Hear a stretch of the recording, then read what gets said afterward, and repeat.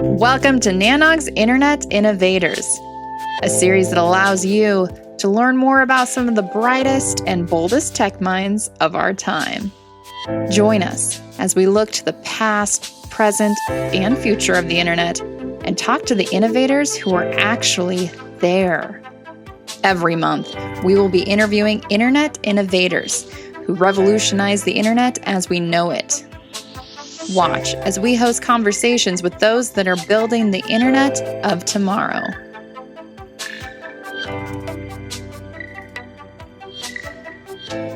George Sadowsky, an inductee to the Internet Hall of Fame, has helped deploy and develop information and communications technology to over 50 developing countries. In many of these countries, he was the one to bring the internet, make it affordable, or help change the legislation to make sure it minimized government control and regulation. Thank you so much for being here, George, and welcome to Internet Innovators. Thank you. George, let's start with you. You have a really interesting origin story. Let's talk more about that. My father was Russian. My mother was German. And I was born in Russia, and we escaped from Stalin's purge, first of all, and then from Hitler in 1937 in Germany, and finally came here. So you came to this country a year old. World War II was just starting. Oh, wow. We just missed the war. Wow. The war started when we were here.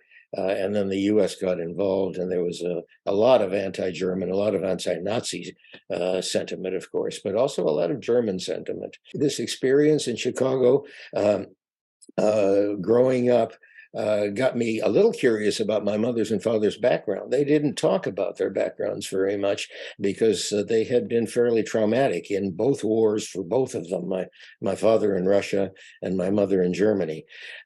So I was very much oriented to America, the United States, a future in the United States. So how did that influence your growing up? Well, I grew up in a relatively sheltered way, and that's why the schools were an out for me. They gave me a good view, a fairly well-balanced view of life in the United States and U.S. culture. The other factor which was really dominant was the Boy Scouts, and I learned a lot. I credit them for a lot of training, a lot of self-reliance, a lot of merging into the culture, getting along with other people, and I really value that entire experience.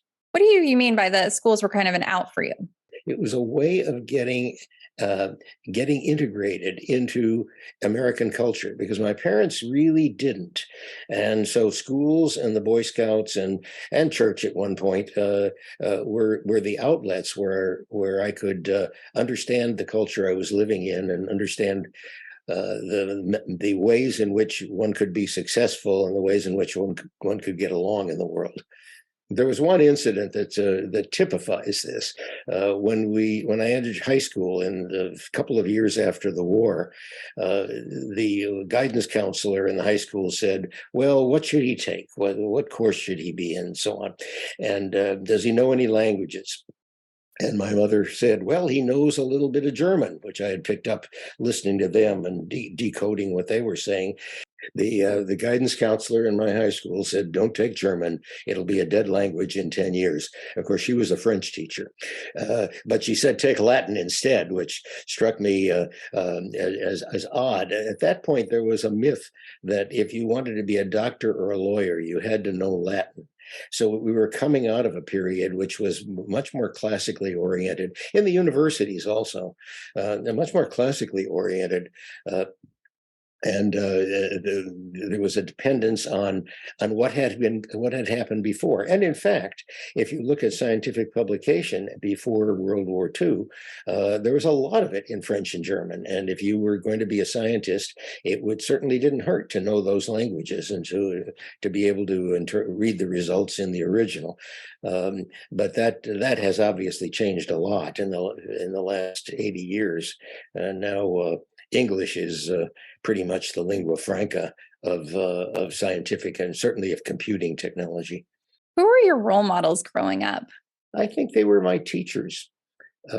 My parents were immigrants into the country, and they did not. They knew they didn't fit. In fact, we were German enemy aliens during World War II, and having been persecuted both during World War I and World War II, they didn't want any part of Europe anymore, and they vowed to educate me as an American, but they never really fully understood American culture.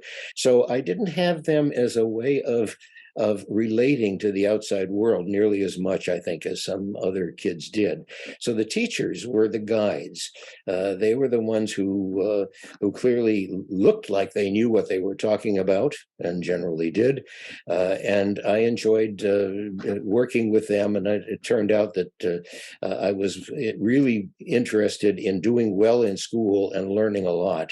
And curiosity is one of my attributes, whether it's for good or for bad. And I think I benefited a lot from it in terms of asking, why does this work, or why is this so?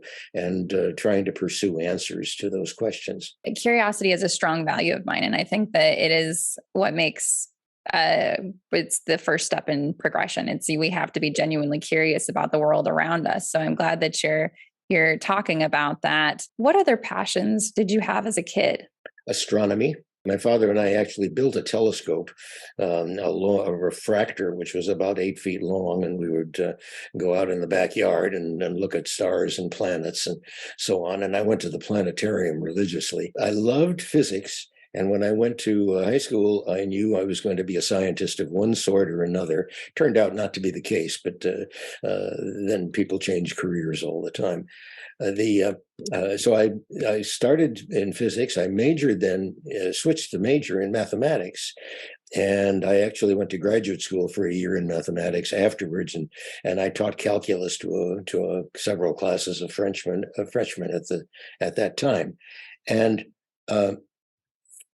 then I discovered I really didn't like pure mathematics. The university I was at was very strong in pure mathematics, and there was almost a caste system among the mathematicians who were truly pure and those who were applied and got their fingers dirty. So I left and went out into the working world. I got a job as a programmer because I worked in programming the summer after my college year at General Electric. They taught me how to program an early computer, a huge computer, a very slow and powerless computer, but never that cost $3 million. But nevertheless, I learned to program it, and that's all you had in those days. So I got a job programming for combustion engineering. Their nuclear reactor division, actually, which was making nuclear reactors for Admiral Rickover's submarines. And I learned a lot about more about mathematics, applied mathematics. And in addition, I was able to use the programming skills, and I discovered I liked programming more than mathematics. And that mathematics, even applied, building nuclear reactors, didn't have enough of a human element in it to attract me. I got a job at Yale running their computer center for a year on the basis of what I knew. Half-time as the computer center manager, and half-time as a research assistant in economics to test a growing interest in economics. And it took the next year I entered the graduate school and eventually ended up with a doctor's degree. One of the themes in my professional life, and in fact still is today. That's interesting that you mentioned like a caste system within like the mathematicians and like that. Can you explain more about that? Well, I felt it was a caste system, but there was a sense that if you were doing pure mathematics, very abstract mathematics, and then you were at the highest pinnacle of mathematics, at least at Harvard. And when I was there, I gravitated toward the applied side, and there was just a feeling that other people do applied mathematics. We concentrate on on the frontier, and the frontier is pure mathematics. This may not have been the case. It may have been my perceptions, but I certainly felt it, and I think it was there was some truth to it. Speaking of events that shaped your later success, do you think this initial experience being a first generation American and also growing up like in a hostile, a small bit of a hostile environment, you were the start of World War II, or do you think that experience spawned a curiosity in other cultures? In the large, yes, absolutely, because it's a very different kind of experience that other children born in the U.S. with parents who were acclimatized to the U.S. would experience. It's one that makes you a little bit careful in what you do and what you say. Do you think that developed like a certain amount of empathy for the cultures that you would be touring in the future? I hate to say it, but I don't think it did. Really? I don't think it did. The cultures that I was dealing with in later years, I was able to go to those countries and observe their cultures, and with the viewpoint of an adult as opposed to the viewpoint of a child, where you don't have any really any strong frame other than what you are given and what you're taught and what you observe. The ability to observe a culture and see its differences and understand some of the reasons why they're different. It's done much better in the countries themselves rather than as an immigrant's experience. That's so interesting. So, what was the first country you visited? What was your first time you went out overseas? Well, I joined the UN in 1973. And I was a technical advisor in the statistical office. And the statistical office at that point had all of the portfolio, or almost all of the portfolio, for computing, for establishing computing devices in developing countries. And the reason was that developing countries wanted to take population censuses because their ability to get grants and bilateral and multilateral aid depended upon their being able to tell a story about what they needed. And if they didn't know what they had, how did they know what they needed? So, so my first mission was to Outer Mongolia, where Ulaanbaatar, which was not part of the USSR, but it was connected to it. And we were putting in a Russian computer, a Minsk 32, I remember, an interesting machine, but one that was well behind the West. And I learned. For example, I tried to bring up subjects of interest, of global interest, and Mongolians typically weren't interested in hearing about it. They had a fairly local perspective, which I suppose is reasonable. They assigned me a Mongolian bodyguard, and I said, "Why do I need a Mongolian bodyguard?" And I was told, "Well, the favorite sport of Mongolian youth is to go out and mug Russians in the dark at night. And if you can't speak Russian, you can't tell them you're not Russian. And if you can speak Russian, they won't believe you if you tell them you're not Russian." So I had a bodyguard, and he was very solicitous and very quiet, very observant.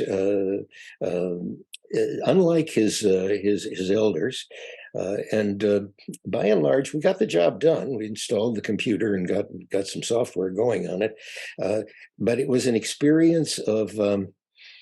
It told me something about the Mongolian culture, which is very different now. But at that point, they were isolated, and I saw the results of the isolation because there were many things they didn't know that they should have.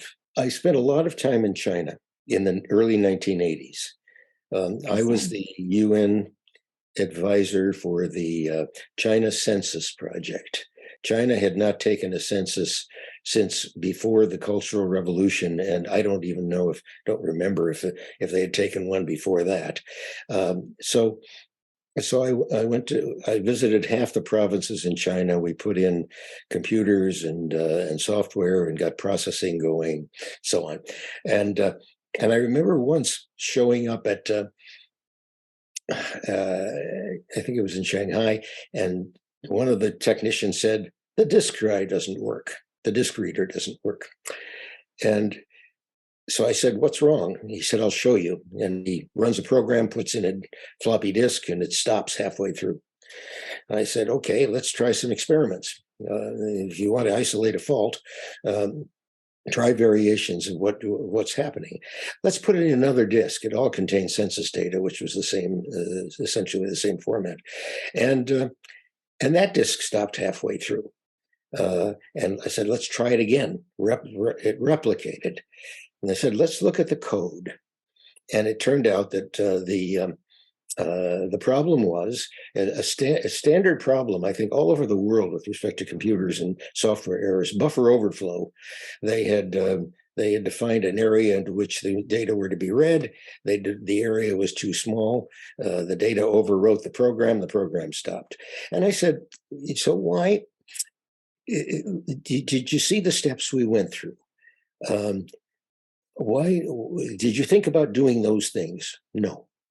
Uh, did you understand the process of eliminating causes by changing one variable at a time? Um, Maybe, yeah, we did. I said, why didn't you do? Let's try it on another problem you have, and they refused.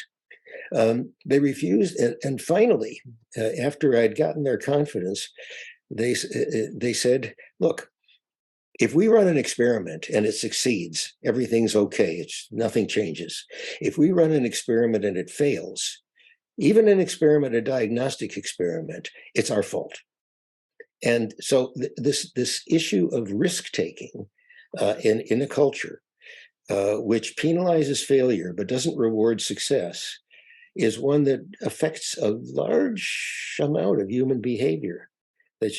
And I learned I was able to interpret what the Chinese did as a result of that experience, and I understood what the path of the census processing had been and how to affect it. So I mean, these are very particular examples, but they give a sense of learning the culture by living in it. Because Absolutely. technically, Absolutely. How interesting to see that universal human trait of um, fear of failure, and especially Mhm. within a different culture, especially in China. What do you think that experience taught you? It taught me to appreciate the differences in human reactions and human behavior. When I went overseas, often I would look back on the United States and understand the United States in a different way because I was able to see it from a different cultural point of view. And I think what that means is that when we have differences with other countries, I mean, not differences like I'll bomb you if you bomb me. If we have differences, there's a reason for those differences. And in order to, if you want to accommodate to those differences, you got to understand the reasons why they exist in the first place. I absolutely agree. Was there a precursor moment in that event that you said this is the early 1980s? Was there any sort of where you saw a future where this would actually be your entire career? No, not really, not really. In fact, when I trace my career, I'm I'm really more of a dilettante than I am a scientist or an economist or anything like that because I've participated in from mathematics to programming to economics.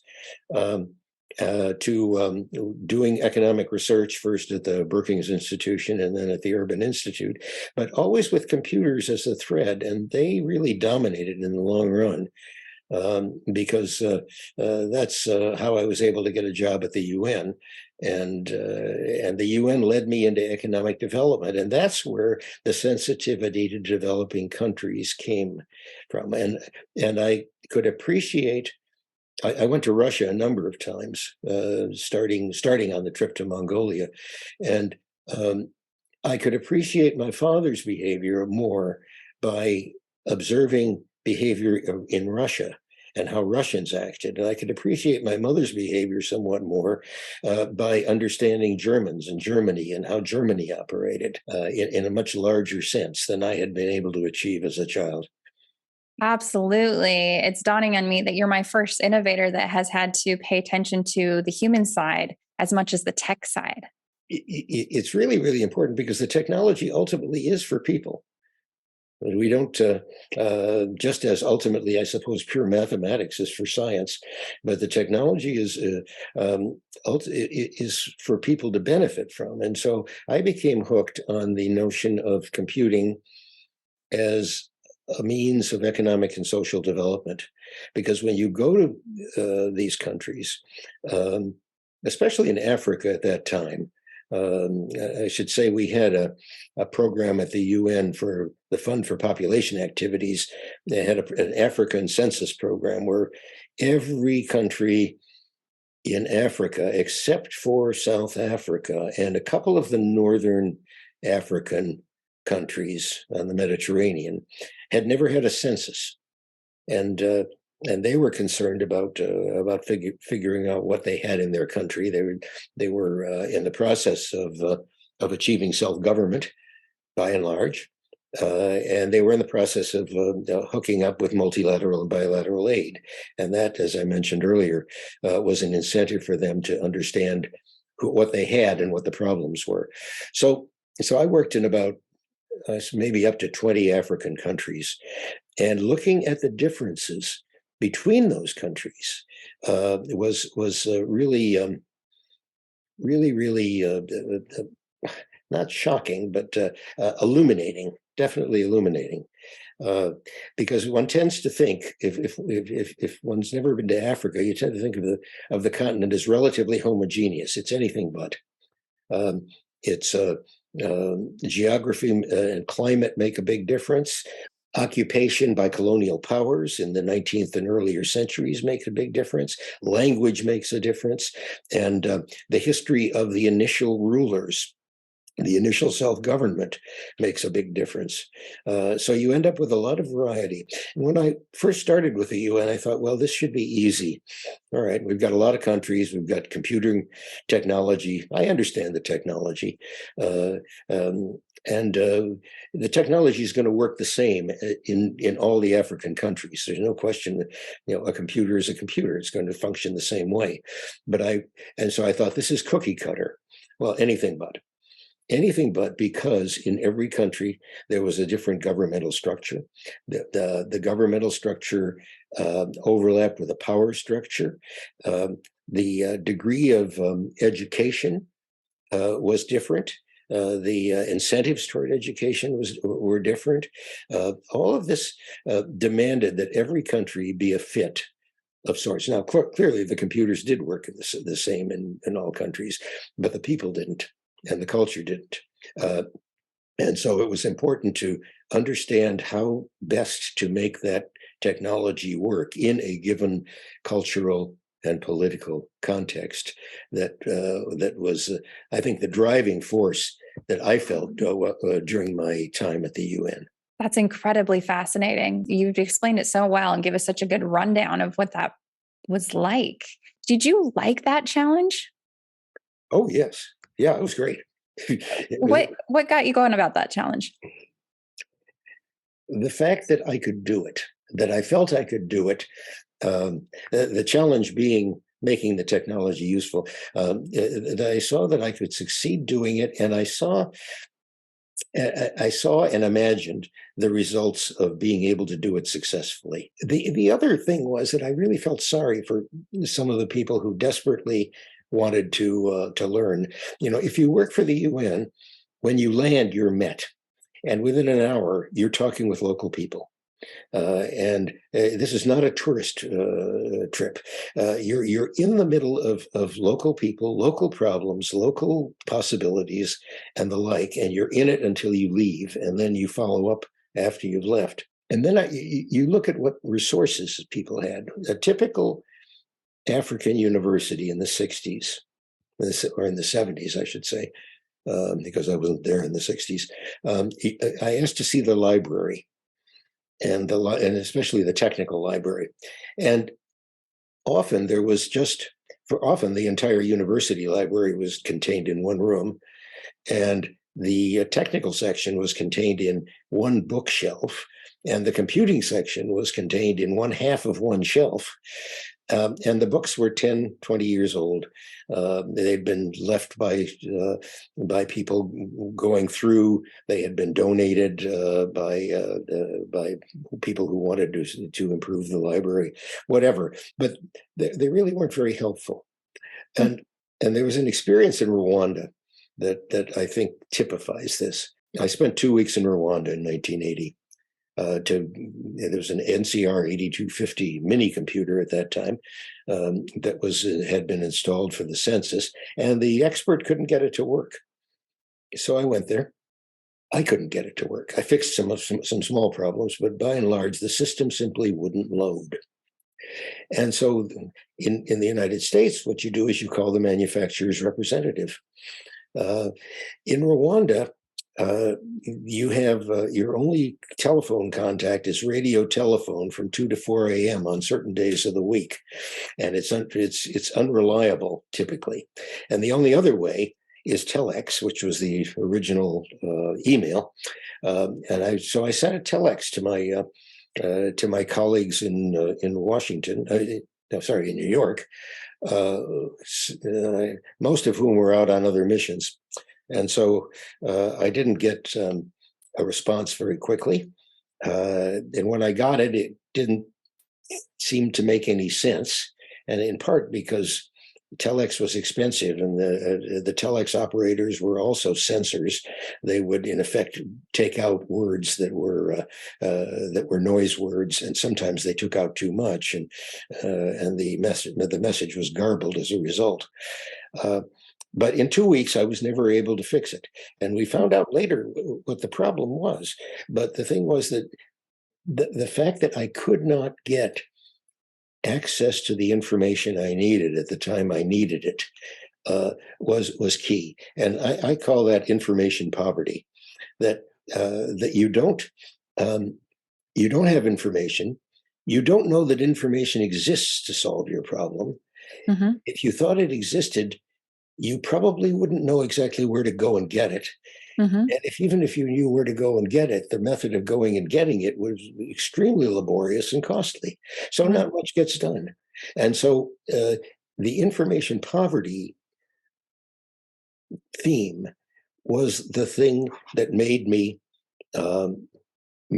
get involved at a later time when I was back in the universities in the United States with the workshops that the Internet Society put on, because what I saw the Internet as a way of eliminating information poverty. And in fact, it pretty much has, if you use it properly, if you know how to use it properly. Having the hardware and the linkage is step one, but it's a big step. Without that, you don't have a prayer. And the important thing was to figure out how to get the internet. This was in the early 90s. Information poverty, that was an interesting sentiment. I haven't heard that. I think it was the experience at the UN. The notion that in Rwanda it was the problem I described. In Tanzania it was something else. In Botswana it was something else. The fact was that progress was being made, but it was slow progress, and what was increasingly clear was that if these people could pick up the phone and contact people like I would in solving the same problem or similar problems in the United States, that things would move a lot faster, that they couldn't get access to the information they needed, and they didn't know what it was, where it was, how to get it, and so on and so forth. And that was the barrier that I saw as needing to be broken. Computers helped, there's no question, and you could always communicate by other means, but the lack of instant communication or rapid communication or effective communication in a given problem context was something that really had to be addressed. Now, I'm not sure that responds to your question. It does. It does. Since you were involved so early, what about the current state of the internet currently pleases you most? The current state of the internet is, in terms of connectivity, it's gone a long, long way. You have more than half the people in the world connected, and it's going to be probably a little harder to pick up most of the rest because the low hanging fruit has been plucked. It's the outliers now, the rural communities, the native communities in various countries, community and the communities that are essentially technically not particularly interested in advancing. Those are communities that are going to be able to get on the internet in the next 10 to 20 years. It'll be slow, but what we have now is with more than half of the world on the internet, we have a robust structure. We're learning how to teach computer. I'll call it literacy. It's more than that. It's how to get along in a world which is rich in information as opposed to one in which you don't have an option. It's learning to use knowledge, learning to seek out knowledge, to use knowledge, to seek out people. That we have. The issues with the internet right now are not necessarily communication, although that's still it's an issue that needs attention. The issues now, I think, are appropriate use, and it's alarming to me to see that the internet has reached the current stage. Now, we all knew, in the 1990s when we started. We were all enthusiastic about the internet. To add to your statistics about internet user count, in 1990 there were, I think, 720,000 users, and that grew to 45 million in the next 6 years. And we were really enthusiastic, and the culture of the internet is something that's really important and not fully appreciated. I think is that the internet spawned its own culture by starting in the research communities. It spawned a culture of sharing, of free access to information and to cooperative use. And that culture was rampant in the 1990s. We wanted to share. If somebody didn't want to listen to what we had to say, I think we prevailed on them. We said, "Look, you got to see this. It's great." And that kind of enthusiasm was what led to a number of things, including the workshops that we ran. That's really interesting. I wouldn't have thought about the difference in culture of the internet. Internet created a culture in itself of this need, this desire to share, and that didn't exist before that. Why do you think that was? Why do you think the internet created that enthusiasm? It was technically so exciting. It was a new form of communication. We'd always had networks. We had telex networks, we had telegraph networks, phone networks, even TV networks. But there was never a network that allows you instant feedback, one-to-one communication, one-to-many communication, many-to-many communication, and in which there was, in which the application was independent of the network. If you used TV networks were used for broadcasting, telephone networks were used for telephone and telephones and faxes, but this could be used for anything. And you could set up a service at one point in the network, and anyone in the whole world could use it. That's exciting, and that even excites suspect the most hardened technologist who could see the ways in which that that network could be applied in their own field, in other people's fields, and so on. And so you had this enormous spurt of enthusiasm, not only in the research and education community, but also in the commercial side. You had entrepreneurs starting businesses left and right, and a lot of them didn't make it. Many of them did, and we see the services right now. The idea, for example, of being able to put in a bunch of keywords and retrieving all the information, a good part of the information, relevant information about that subject stored, and if you can do this anywhere in the world, that's a very exciting idea. And librarians, of course, were very big in those kinds of developments. The idea of automatic language translation, which had been worked on since 1950 on primitive computers at Harvard, all of a sudden it became a reality.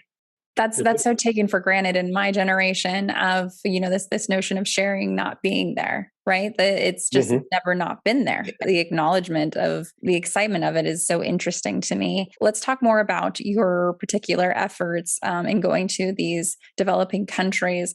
How many people do you think you trained during that time? And what was the time span of those efforts? Well, the developing countries workshops, the first wave of training, spanned from 1993 to 2002, 2001. And we trained, we had the workshops in places, we co-located with the Internet Society annual conferences.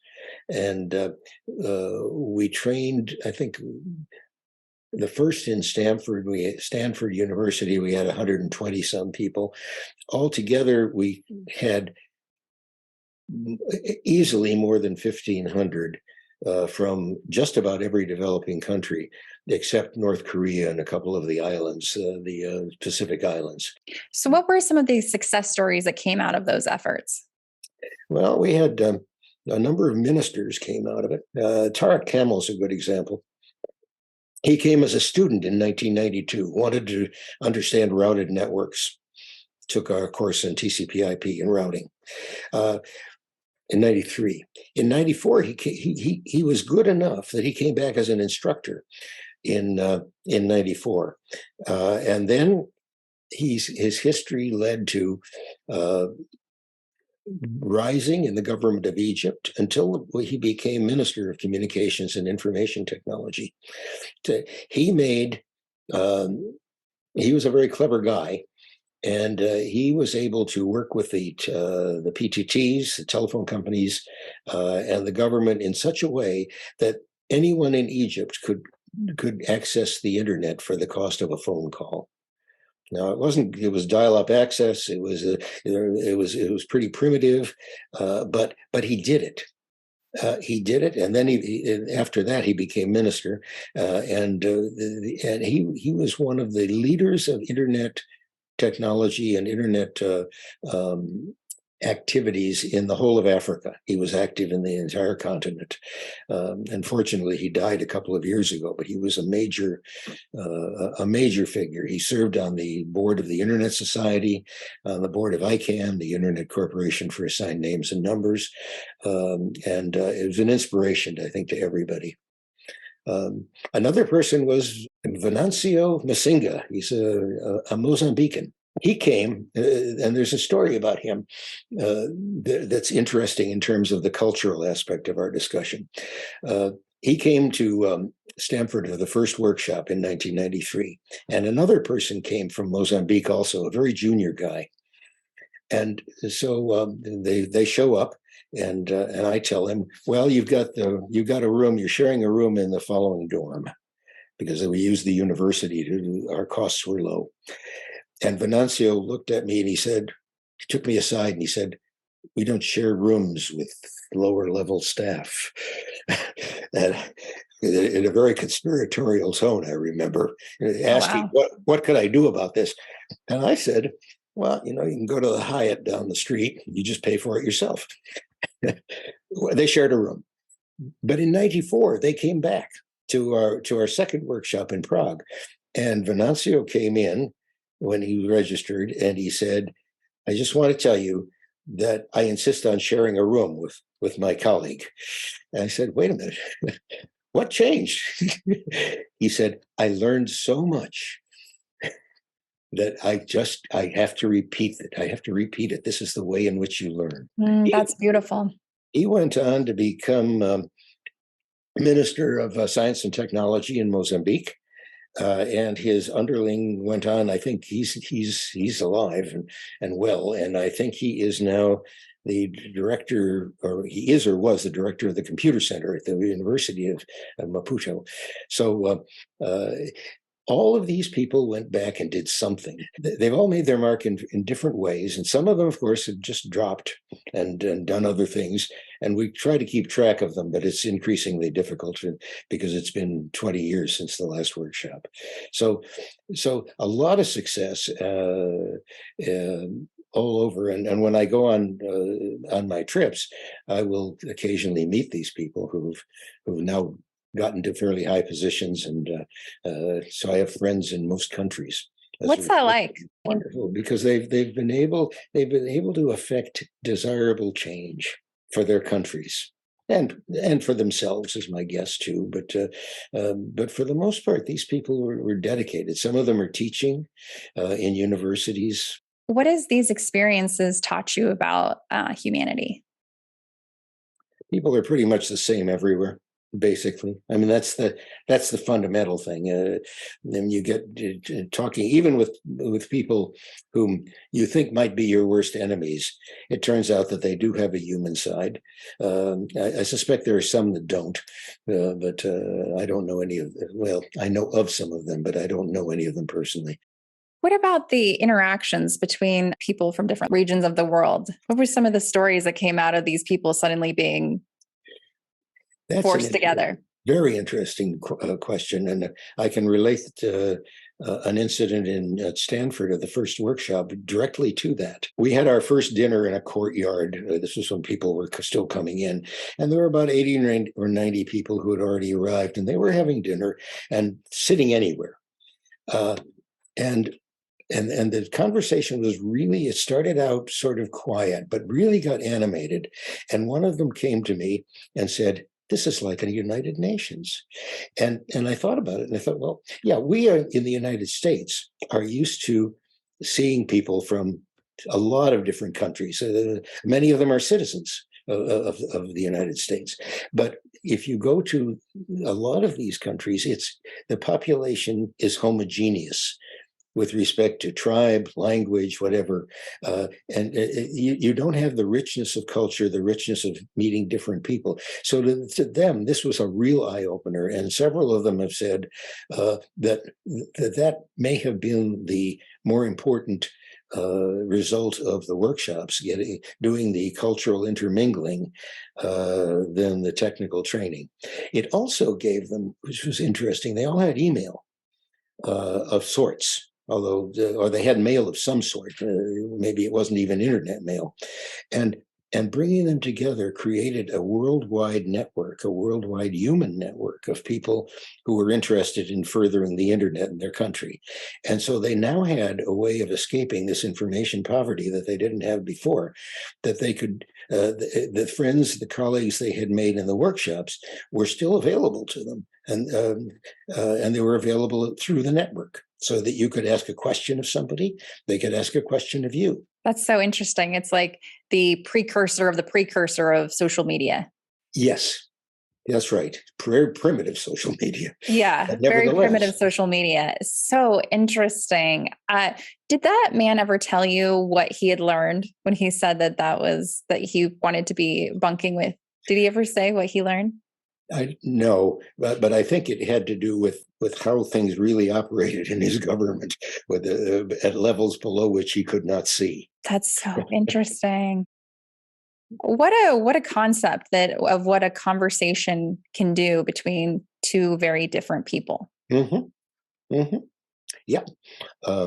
Yeah. What were the cultural challenges you faced as you promoted internet adoption across the globe? Well, let's talk about the period 2001 to 2007 or 8. I thought I retired and worked for a project called the Global Internet Policy Initiative, and the basis of the project was connectivity is launched, and by and large that was correct basis even in 2001, but policy is not. That is, all right, you have this thing. How do you govern it? Should you govern it? Why should you govern it? What parts should you govern? What parts shouldn't you govern? And so the project attempted, and in I think 17 countries, to address the policy issue, coming together, sectors of society coming together to talk about good internet policy in some sense. We operated in almost all countries of the former Soviet Union, where good internet policy consisted of a healthy dose of censorship and other restrictive measures. We had projects in Indonesia, in India, in Serbia, in Bulgaria, and each of these countries was grappling with, what do we do? And the problem was that the telecom industry, which was the primary way of communicating prior to the internet, had different models of settlement, models of charges. It had regulators who regulated for various reasons, and those models didn't apply to the internet. There's a joke: if you give something to a regulator, he'll say, "How do I regulate it?" Not what is it, but how do I regulate it? And we had cases like that. And the notion was, we can do more good for the internet and spread it more and make it more useful if we get the governance structure right. And this is something that we are all facing right now, and this is an ongoing problem. But what we wanted to do was lighten up the repression in the former Soviet Union, and to make the economic benefits more visible in countries like India, and the former Soviet Union countries were a real challenge, I think. We got one example is in Kazakhstan. Kazakhstan is a tough country. They had the equivalent of Section 230. No, sorry, they did not have the equivalent of Section 230. They had a very repressive law which said, if you're running a website, any website, even if it's your own personal website with pictures of your babies, you come under the broadcasting law, and you have to register, and you have to do this, you have to do that, and so on and so forth.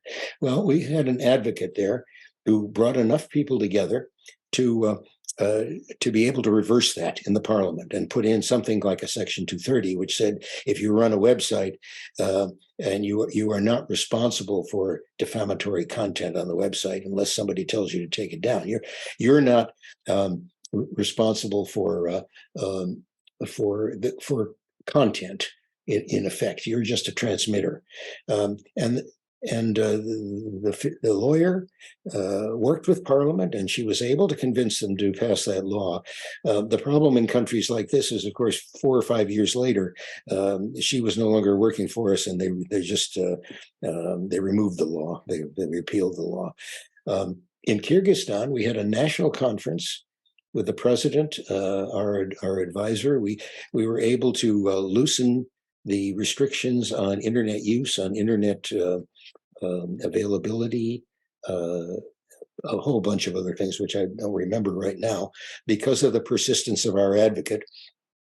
And she now runs, I think, one of the biggest NGOs in Kyrgyzstan, and is very successful. This was a way of influencing the governance structures so that the internet would be more useful. And by and large, this is something which we still face in every country. We face it in this country with a Section 230 discussion that's been going on. But there's a distinction to be made here. The distinction is between governance on the internet and governance of the internet. Governance of the internet means, how do you keep the traffic going? How do you make sure there's freedom of traffic from, in theory, any node on the internet to any other node on the internet? Anybody can access anything. And that's pretty well understood right now. Although there are issues on the border which don't look particularly nice to deal with, but we understand it. It's governance on the internet that is the major problem, and although we knew in the 1990s, we knew in our exclamations of joy about the internet and our unbounded optimism that eventually all human behavior was going to migrate to the net. We didn't understand the severity of it, and now what we're seeing in the degree of malfeasance, cybercrime, disinformation, misinformation, stalking, all of the behaviors that are on the net now that are really deleterious to our existence and clearly cause more than theoretical harm. They can cause actual harm, and a lot of actual harm. And I think we didn't plan for that. We being the internet community in the early days, and I think if we had had the hindsight that we have now, I think we would have paid a lot more attention to security, electronic security, more attention to privacy, and more attention to the way in which we prescribed various things should or shouldn't be done. So it's a matter of coming to terms with that. And I have a feeling that if we haven't come to terms with those things off the internet, we're going to have a hard time coming to terms with them on the internet. And I'm afraid that we have some rough sledding ahead. You said so much in that. Let me break that down a little bit, because you said you had so many good sound bites within your response, George. So talking about the policy issue of going to these different countries and like your particular examples, was there a lot of pushback? We have such a small understanding of not having free and accessible internet here in the States. How did you even say, hey, here's this internet that I feel is very valuable to your country? There's going to be knowledge sharing. And how do you explain that to a dictator? Well, there are a whole bunch of responses to that. But first of all, it's hard. I don't know of a country in which the government is totally uniformly of one opinion or another, meaning that everybody in the country believes whatever the dictator believes. In one of the lesser stands, as I call them, there was one of the deputy ministers was a very receptive guy he knew what the internet was about. He had the vision. The other one didn't, and the president either didn't care or didn't want to be bothered, or didn't want anything to happen that would bother him in the future. So we worked with the deputy minister. There are always people who are able and willing to work with you for liberalization. Sometimes they're in powerful positions, sometimes they're not. And you can look at our own government as an example. For example, on lots of issues, there are splits, and the splits aren't uniform. They cross party lines, they cross geographies, whatever. So it's important, and I think that what you have to do is make sure that people realize it's in their own interest to liberalize access to the internet. In a country which is ruled by an autocrat, you don't go in and say, "Hey, your people deserve freedom of speech." No, you say the train is leaving the station with regard to economics. And if you are not on it, you're not going to be able to participate in economics, in international trade, in exports, in imports, all the rest. So it's in your interest to make the internet available so you can prosper economically. Now, what you don't tell them, of course, but which they may know, is if you make the internet more available for one thing, it becomes more available for other things. In India, I think that one of the arguments used was plurality of opinion, diversity of opinion. India is the world's largest democracy, and it holds free speech, I think, to be one of its fundamental values. And so, the more you can get other opinions coming in, you now have a richer social space, a richer thought space in which to operate. Now, what will happen is that other things will happen too as a result of that, but that's just comes naturally. And then also, it's a matter of time and hard work.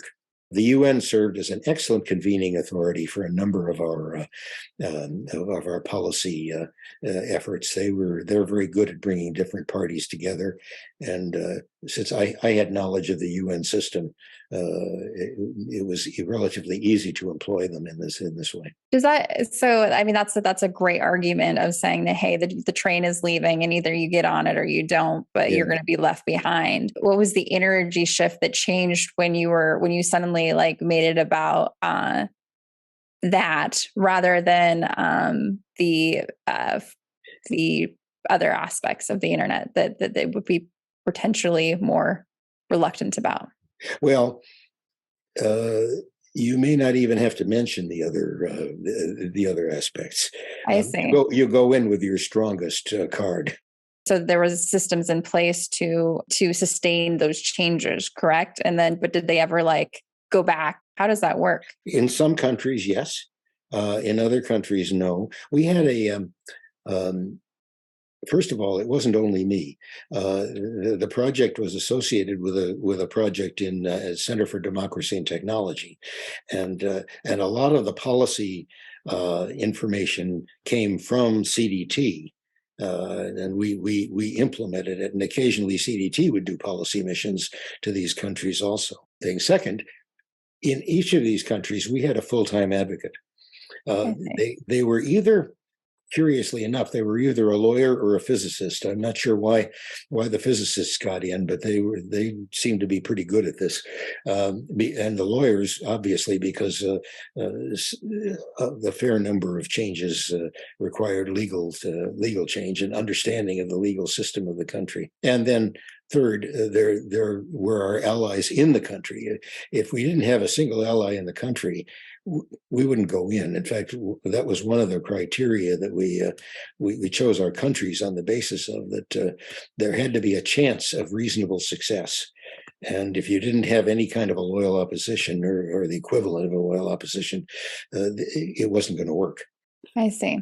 The Johnathon B Postal Service Award is presented annually to an individual that has made outstanding contributions in service to the internet community. And most recently, you were presented the Postal Award for your part in connectivity in the developing world. How did that feel to be recognized by your peers for your work? It feels really good. I know most of the people who have gotten the award, and they know what I've done, and I know what they've done.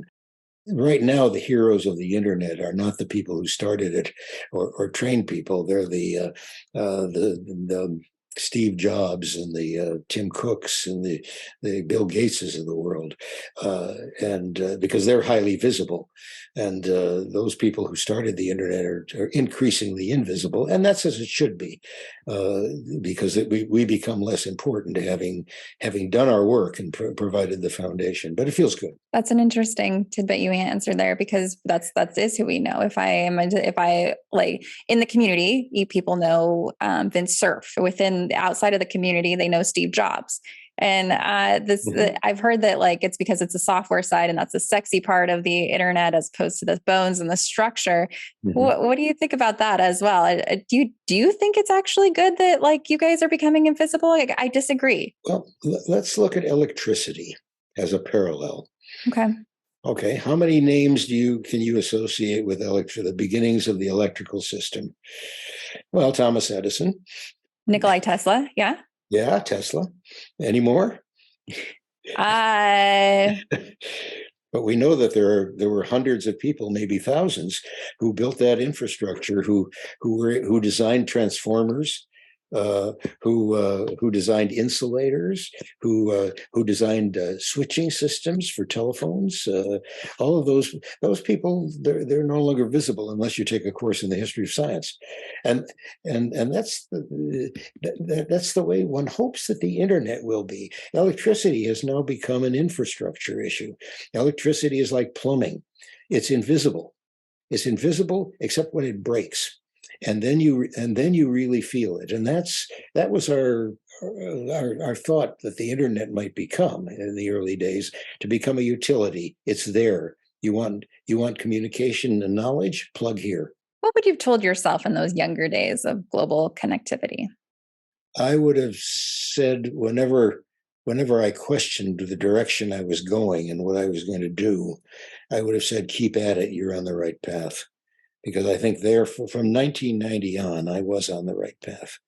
Where I was able to accomplish a lot and get things done. Maybe I would have paid more attention to certain issues. Maybe not. I don't know. I wasn't influential in the architectural side, and in the architectural side, if I had been influential there, I would have told myself, for God's sakes, think about security. Make privacy and security one of your main concerns in what you put out, because there's certain things that were omitted from the structure of the net that are difficult to retrofit. That would have given us a much better life with respect to the malfeasance that's now occurring on the network. Are those changes like impossible to make now? They're very difficult, and they have to be made piecemeal instead of at the center of the architecture.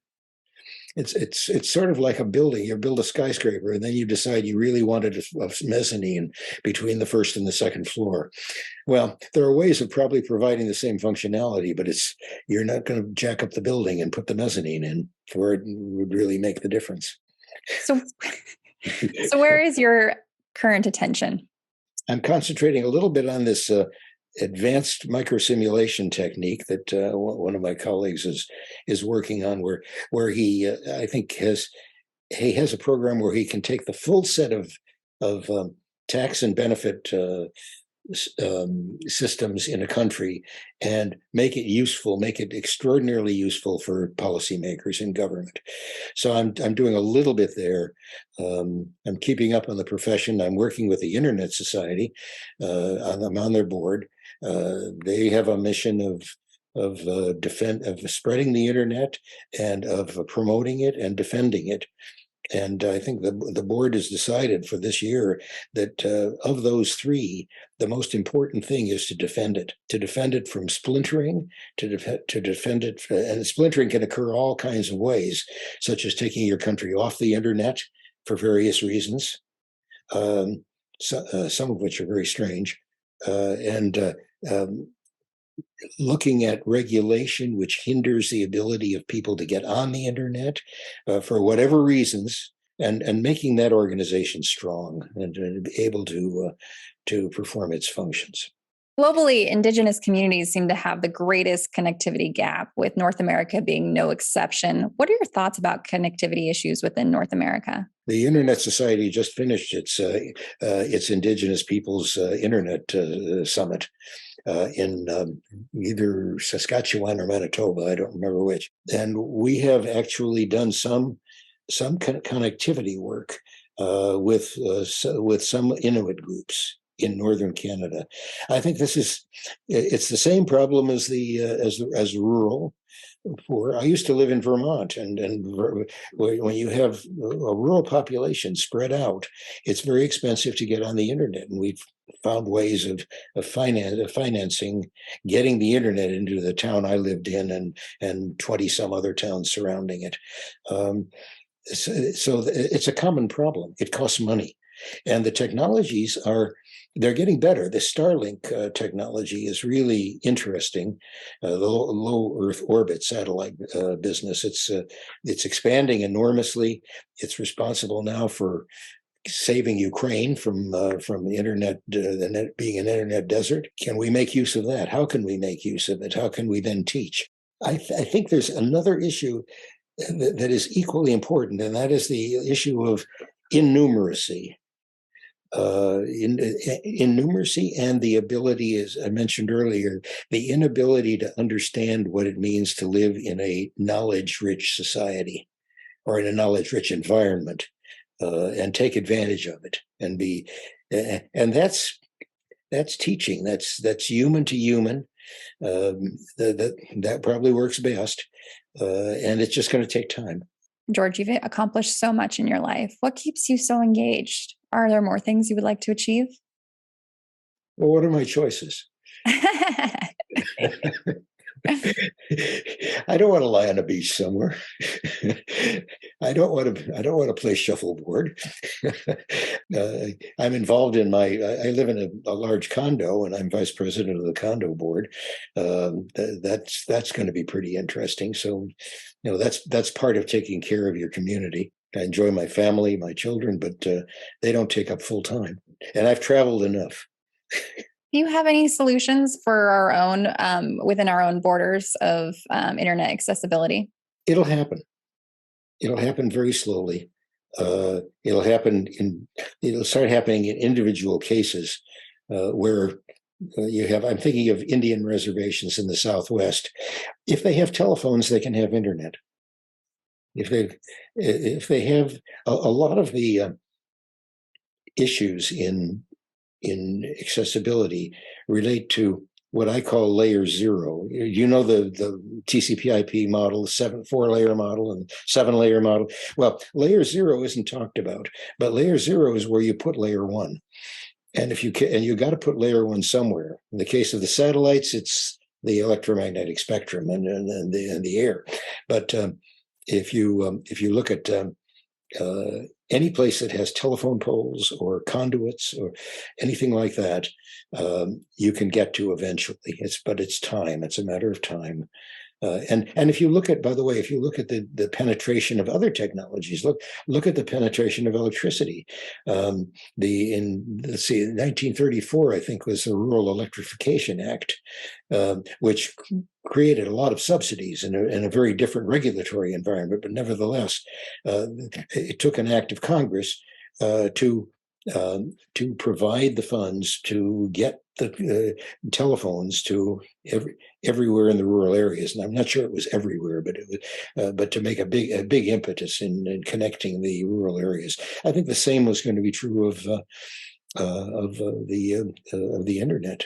Do you think there'll be any pushback, though, from like the more traditional cultures that don't want the innovation? Could be. And if so, that's part of their culture. Is that true in the case of electricity? There are people who live off the net, off the electrical net, and there are certainly people who don't have cable television and don't want television, maybe of any kind. There are people who don't, as I recall, the people in southeastern Pennsylvania, whose name I miss right now, but these are people who won't wear clothing with zippers. All right. Well, it's a cultural thing. Buttons work. So these idiosyncratic elements in cultures are just we're dealing with them now. Although it may be the problem will be there will be some forcing factors. For example, if you in the state of Vermont, which we left 4 years ago, exams are given on the internet. All right, if you don't have the internet, how do you take the exam? School materials are being put on the internet. If you don't have the internet, how can you learn? So it may be that there'll be a forcing factor there, saying you either have to have it, or you have to have access to it at a local library or a neighbor or something like that, or we'll supply it for you if you can't afford it, simply because it's a fundamental aspect of education. Do you think that is the best case scenario? Is that everyone is completely connected? I think there are always going to have to be paper exceptions for various things, but I could see maybe in 1,000 years, if we manage to exist that long, that may be the case. But I don't see it in the near future. I think there'll always have to be paper, and furthermore, there will. How do I put it?